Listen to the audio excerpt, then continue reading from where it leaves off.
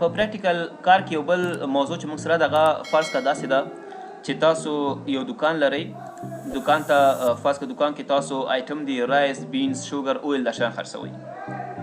ستاسو پرایس معلوم ده چې مطلب یو من وریجې یا رایس چې کوم ده په 200 روپۍ ورکوئ، لوبیا چې کوم ده 950 ده، بوره چې کوم 410 روپۍ ده، غوړي فرض کا 2200 روپۍ دي.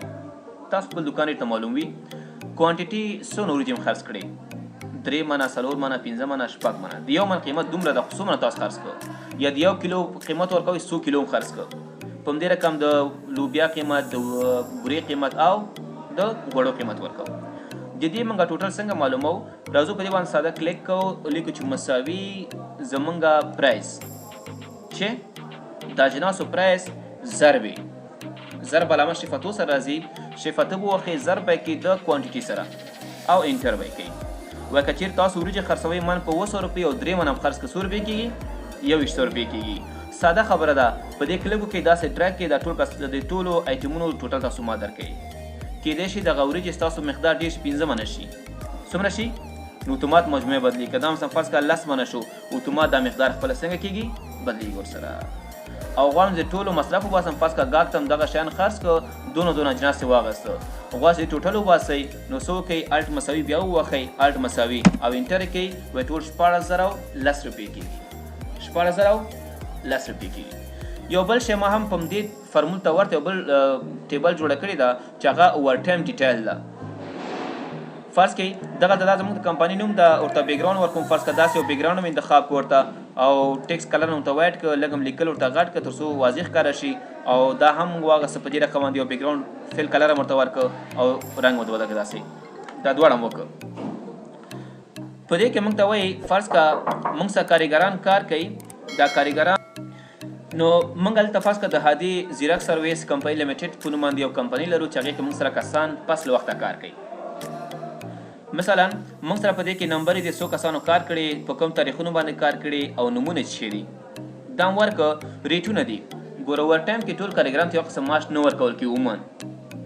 ځینې ادارې وي چې هغه ټول مطلب یو قسم اوور ټایم معاش ورکوي، خو ځینې ادارې داسې چې هغه کارګر ته ګوره ماخص اوور ټایم معاش ورکوي. اوور ټایم وایي څه ته؟ اوور ټایم دې ته وایي چې د خپل د کار نه تاسو اضافي دفتر کې کار کوئ یا پس له وخته کار کوئ، دې ته اوور ټایم وایي.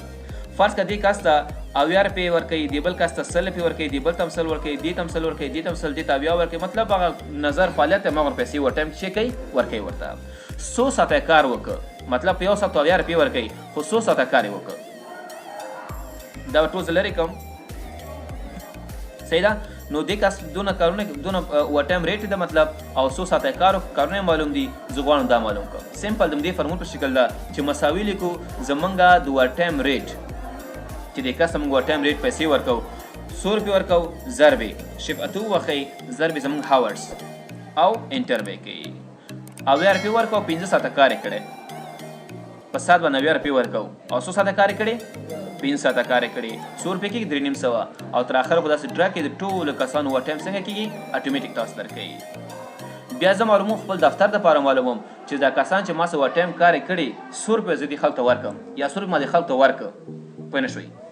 دا خو موږ فقط معلوم کړه چې د فلانکي کسانو 100 روپۍ کېږي، نظر اوور ټایم ته او اوور ټایم ریټ ته څونه وخت یې کړی، څونه ساعت کار یې کړی او 100 روپۍ کېږي. خو زه غواړم د دې ټوټل معلوم کړم. اول د هاورس معلوم چې ټول 100 ساعته د خلکو اضافي کار کړی، الټ ونیسئ، مساوي به ووهئ، انټر به یې کوئ، وایي ستاسو کارګرانو ټوټل 51 ساعته ایکسټرا کار یې کړی. دغه 10 کسانو چې کوم تاسو کار کوي 11 کسانو، ټوټل 11 کسان موږ سره دي، د ایکسټرا کار چې کوم کړی ساعتونه چې جمع کړي 51 ساعت اضافي کار د خلکو کړي. 100 روپۍ کېږي د 51 ساعت پیسې چې دې خلکو هم پیسې ورکوو، نو الټ ووهئ، مساوي کوئ، انټر یې کوئ، تاسو وایي چې 4510 روپۍ کېږي ستاسو ټوټل پیسې ورکوي ورته. دا راپور موږ دفتر په دغه 2 برخې ساتو. دا د کارګرانو لپاره 100 روپۍ کېږي، او دغه 2 راپوره موږ خپل د دفتر لپاره ساتو چې زموږ دفتر کې دغه کسانو 100 ساعت ایکسټرا کار کړي او 100 روپۍ د دې ایکسټرا پیسې کېږي.